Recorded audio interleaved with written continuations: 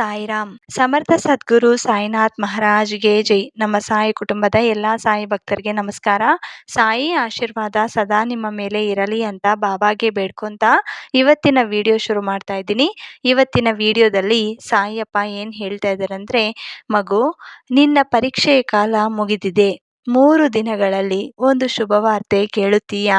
ತಕ್ಷಣ ಇಲ್ಲಿರುವ ಸಾಯಿ ಪ್ರಸಾದ ತಗೊಮ್ಮ ಅಂತ ಸಾಯಿ ನಮಗೋಸ್ಕರ ಒಳ್ಳೆಯ ಮಾತನ್ನು ತಂದಿದ್ದಾರೆ. ಬರೋ 3 ದಿನಗಳಲ್ಲಿ ನಮ್ಮ ಜೀವನದಲ್ಲಿ ದೊಡ್ಡ ಬದಲಾವಣೆ ಆಗುತ್ತದೆ.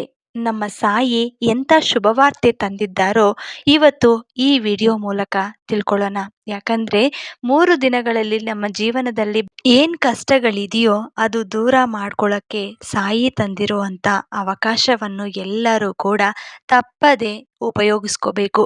ನಮ್ಮ ಪರೀಕ್ಷೆ ಕಾಲ ಮುಗಿತಾ ಬರ್ತಾ ಇದೆ. ಈ 3 ದಿನಗಳಲ್ಲಿ ಸಾಯಿ ತಂದಿರುವಂತ ಶುಭವಾರ್ತೆ ಏನು, ನಮ್ಮ ಜೀವನದಲ್ಲಿ ಯಾವ ರೀತಿ ಬದಲಾವಣೆ ಆಗುತ್ತದೆ ಅನ್ನೋದು ನಾವಿವಾಗ ತಿಳ್ಕೊಳ್ಳೋಣ.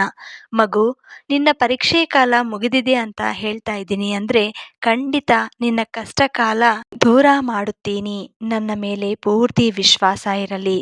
ಮಗು, ಈ 3 ದಿನಗಳಲ್ಲಿ ತಪ್ಪದೆ ನಿನಗೆ ಒಂದು ಶುಭವಾರ್ತೆ ಬರುತ್ತೆ. ಅದು ನಿನಗೆ ತುಂಬಾ ಸಂತೋಷವನ್ನು ಕೊಡುತ್ತೆ. ಈ ಜೀವನದಲ್ಲಿ ನಿನಗೆ ಬೇಕಾಗಿರೋದು ಏನು ಅನ್ನೋದು ನನಗೆ ಗೊತ್ತು.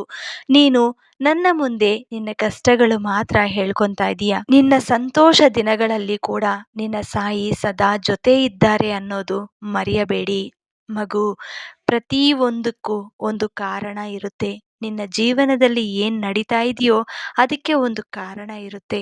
ಇವತ್ತು ಏನ್ ನೋವನ್ನು ಅನುಭವಿಸ್ತಾ ಇದೆಯೋ ಆ ನೋವಿಗೆ ಕಾರಣ ಯಾರು ಅಲ್ಲ, ನೀನೇ. ನೀನು ಮಾಡ್ಕೊಂಡಿರುವಂತ ತಪ್ಪುಗಳಿಗೆ, ನೀನು ಅನುಭವಿಸ್ತಾ ಇರೋಂತ ಆ ನೋವಿಗೆ ಕಾರಣ ಯಾರೂ ಅಲ್ಲ, ನೀನೇ ಅಂತ ಅರ್ಥ ಮಾಡ್ಕೋ. ಯಾಕಂದ್ರೆ ನಿನಗೆ ಸಂತೋಷ ಬರೋವಾಗ ಎಲ್ಲ ಸಮಸ್ಯೆಗಳು ನಿನ್ನಿಂದ ದೂರ ಆಗಿದೆ ಅಂತ ತುಂಬಾ ಸಂತೋಷ ಪಟ್ಟು ಆ ಸಮಯದಲ್ಲಿ ಎಲ್ಲ ಕೂಡ ಮರೆತು ನೀನು ಮಾತಾಡೋ ರೀತಿನ ಬದಲಾಯಿಸ್ಕೊಂತೀಯ. ಮಗು, ಇದು ಶಾಶ್ವತ ಅಲ್ಲ ಅಂತ ತಿಳಿದಾಗ ನಿನಗೆ ಆ ನೋವೇನು ಅಂತ ಗೊತ್ತಾಗುತ್ತೆ. ಯಾವುದಾದ್ರೂ ಒಂದು ಕೆಲಸ ಶುರು ಮಾಡುವ ಮುಂಚೆ ಅದ್ರ ಬಗ್ಗೆ ಹೆಚ್ಚಾಗಿ ಮಾತಾಡೋದು ಬೇಡ. ಯಾರತ್ರ ಆದ್ರೂ ನೀನು ಏನಾದ್ರೂ ಒಂದು ಕೆಲಸ ಶುರು ಮಾಡೋದಾಗ ಆ ಕೆಲಸದ ಬಗ್ಗೆ ಏನು ಹೇಳಬಾರದು. ಇದು ಒಂದು ವಿಷಯದಲ್ಲಿ ಅಲ್ಲ, ನೀನೇನೇ ಕೆಲಸ ಶುರು ಮಾಡಿದ್ರೂ ಕೂಡ ಅದ್ರ ಬಗ್ಗೆ ಮುಂಚೆನೆ, ನೀನ್ ಸ್ಟಾರ್ಟ್ ಮಾಡೋ ಮುಂಚೆನೆ ಅದ್ರ ಬಗ್ಗೆ ಯಾರ ಜೊತೆನೂ ಹಂಚ್ಕೋಬಾರ್ದು. ಆಗ ನೀವು ಆ ರೀತಿ ಹಂಚ್ಕೊಂಡ್ರೆ ಆ ಕೆಲಸ ಮುಂದಕ್ಕೆ ಹೋಗಲ್ಲ. ಯಾಕಂದ್ರೆ ಎಲ್ಲರ ಕಣ್ಣು ಒಂದೇ ರೀತಿಯಲ್ಲಿ ಇರಲ್ಲ. ನೀನೇನಾದ್ರೂ ಒಳ್ಳೆಯ ಕೆಲಸ ಮಾಡಿದ್ರೆ ಯಾರಿಗಾದ್ರೂ ಹೊಟ್ಟೆ ಕಿಚ್ಚಿದ್ರೆ ಆ ಸಮಯದಲ್ಲಿ ನೀನೇನ್ ಅನ್ಕೊಂಡಿರ್ತೀಯೋ ಅದು ಆಗೋದೇ ಇಲ್ಲ. ಆವಾಗ ಎಲ್ಲ ಕೆಲಸಗಳು ಅಲ್ಲಲ್ಲೇ ನಿಂತು ಬಿಡುತ್ತೆ. ಅದಕ್ಕೆ ನೀವೇನಾದ್ರೂ ಮಾಡಿದ್ರೆ ಮೊದಲು ದೈವ ಸಂಕಲ್ಪನೆ ಇಟ್ಕೊಂಡು ದೈವ ಆರಾಧನೆ ಮಾಡುತ್ತಾ ಅವರ ಆಶೀರ್ವಾದ ತಗೊಂಡು ಆಮೇಲೆ ಶುರು ಮಾಡಿ. ಯಾರ ಜೊತೆನೂ ಹಂಚ್ಕೊಳ್ಳೋ ಅವಶ್ಯಕತೆನೇ ಇಲ್ಲ.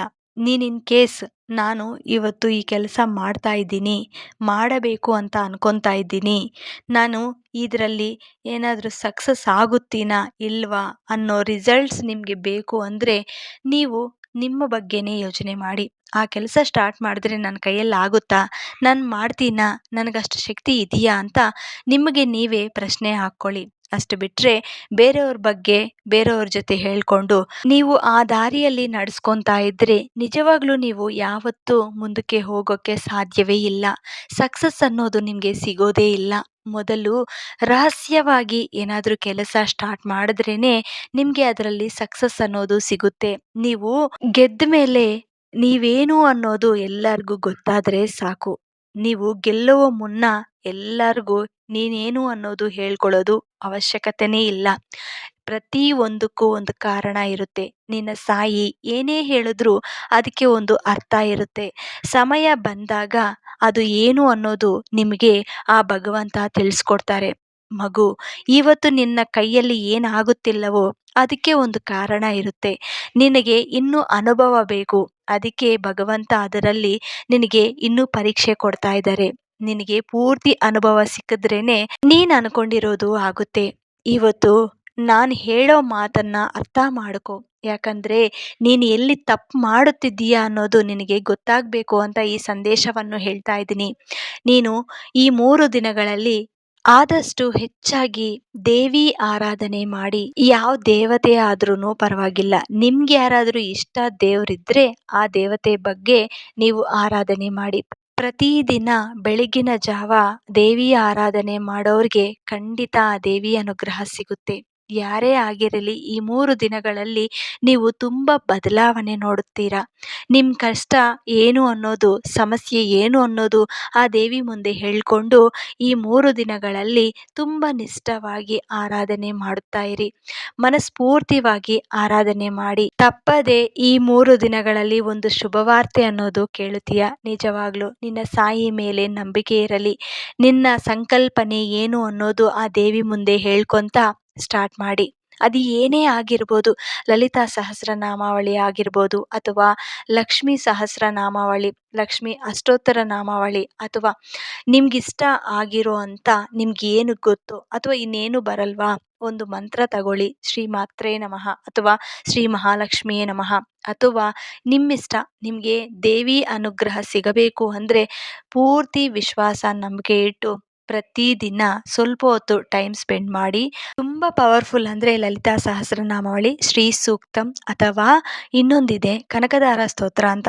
ಇದರಲ್ಲಿ ನೀವು ಯಾವುದೇ ಒಂದು ಚೂಸ್ ಮಾಡಿಕೊಂಡು ಒಂದು ಹಾಫ್ ಆನ್ ಅವರ್ ಕೂತ್ಕೊಂಡು ಓದ್ಕೊಳ್ಳಿ. ಎಷ್ಟು ಪವರ್ ಅಂದರೆ ಅಷ್ಟು ಪವರ್, ಆ ತಾಯಿಯ ಅನುಗ್ರಹ ಸಿಗುತ್ತೆ. ಖಂಡಿತ ನಿಮ್ಮ ಜೀವನ ಬದಲಾವಣೆ ಆಗುತ್ತದೆ. ಈ 3 ದಿನಗಳಲ್ಲಿ ಯಾರು ಪ್ರಯತ್ನ ಮಾಡ್ತಾರೋ ಉಗಾದಿ ಹಬ್ಬಕ್ಕೆ ತಪ್ಪದೆ ನಿಮ್ಮ ಜೀವನ, ನಿಮ್ಮ ಲೈಫ್ ಸ್ಟೈಲ್ ಈ ವರ್ಷದಲ್ಲಿ ಬದಲಾವಣೆ ಆಗುತ್ತೆ. ಸಾಯಿ ಅನುಗ್ರಹ ಕೂಡ ನಿಮಗೆ ಸಿಗುತ್ತೆ. ಮತ್ತು ಈ ವಿಷಯನ ತಿಳ್ಕೊಂಡಿರೋರೆಲ್ಲರೂ ಕೂಡ ಸಾಯಿ ಅನುಗ್ರಹದಿಂದ ನಮ್ಮ ಸಾಯಿ ಫ್ಯಾಮಿಲೀಸ್ಗೆಲ್ಲರಿಗೂ ಹಂಚಿ. ಆಮೇಲೆ ಓಂ ಸಾಯಿರಾಮ್ ಅಥವಾ ಶ್ರದ್ಧೆ ಸಬೂರಿ ಅಂತ ಕಮೆಂಟ್ ಮಾಡಿ. ಮತ್ತೆ ಇನ್ನೊಂದು ವಿಡಿಯೋದಲ್ಲಿ ಭೇಟಿ ಆಗ್ತೀನಿ. ಅಲ್ಲಿವರೆಗೂ ನಮಸ್ಕಾರ. ಸರ್ವೇ ಜನ ಸುಖಿನೋ ಭವಂತು. ಜೈ ಸಾಯಿರಾಮ್.